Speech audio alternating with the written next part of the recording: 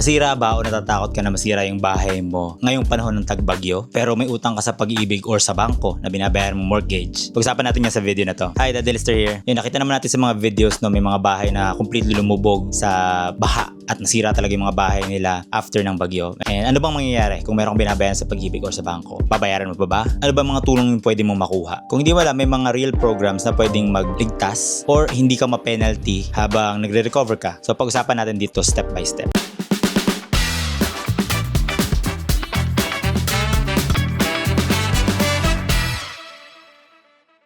So unang-unang kailangang malaman, may tinatawag na moratorium si Pag-ibig at yung mga bangko. Ano ba ito? So kapag na-declare yung area mo na under state of calamity, may option si Pag-ibig or si bangko na i-delay muna yung payment mo from 1 to 3 months. Actually, nangyari sa amin to noong panahon ng COVID, nung nag-lockdown. So walang penalty at walang additional na interest yung binabayaran nating mortgage sa bangko or sa Pag-ibig. Magandang example to, nung 2025, nung bagyong Karina, actually 40,000 people yung affected na nakakuha nitong moratorium na ito. So, paano yung step by step paano mag-apply nito? So, unang-una nga, kailangan mong i-make sure na yung area mo is declared under state of calamity. Ma-check naman yan sa news or sa local government. And then, may mga application form pwedeng online or kung may malapit kang office ng Pag-ibig, fill out mo lang yung form na yon. Kadalasan, you have to wait 3 to 5 working days para malaman kung approved ka or hindi. Kung sa bangko naman yung binabayaran mo, you have to coordinate with your bank right away. BPO, BPI, Metrobank. Kadalasan, meron yung mga loan officer. Sila yung nag-handle ng mga disaster relief programs. Don't quote me on this kasi case-to-case basis pa rin to sa bangko. Number 2 help na pwede mong ma-check is yung calamity loan. So, sino bang qualified dito? First, Pag-ibig, dapat active member ka. May at least 24 months ng savings or contributions. Same thing, ito ay para sa mga area na nakadeclare ng state of calamity. So, magkano ba yung pwede mong ma-loan? Pwede mong ma-loan ay 80% ng Pag-ibig regular savings. Combined yung contribution mo as an employee at contribution ng employer mo. For example, you have 100,000 na savings, then 80,000 yung pwede mong ma-loan. Ito ay payable ng 24 months at merong 5.94 na interest rate na typically mas mababa sa mga commercial loans sa bangko. Step-by-step application, punta ka sa Pag-ibig website, www.pagibigfundservices.com,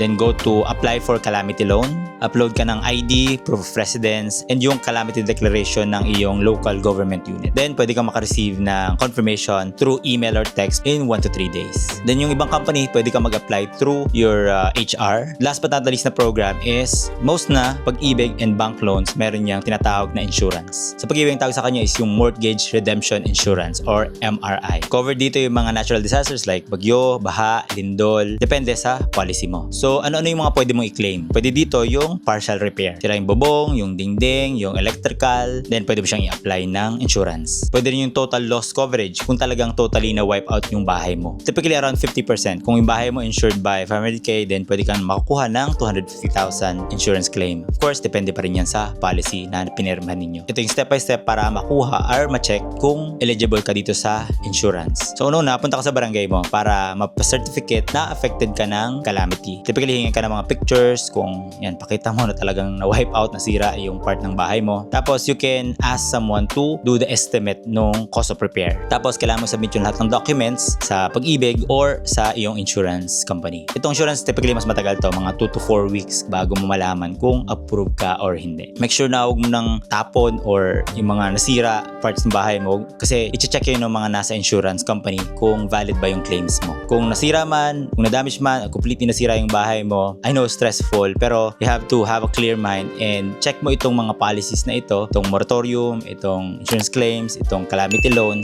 para yan, makatulong sa pag-recover mo or kung hindi pa naman affected for preparedness para alam natin yung gagawin kung sakaling dumating man itong hindi inaasahan na pagkakataon na to. So yun, I hope this helps. If you like this kind of video, just make sure to like, comment, subscribe. Again, my name is Daddy Lester and see you in the next one. Bye!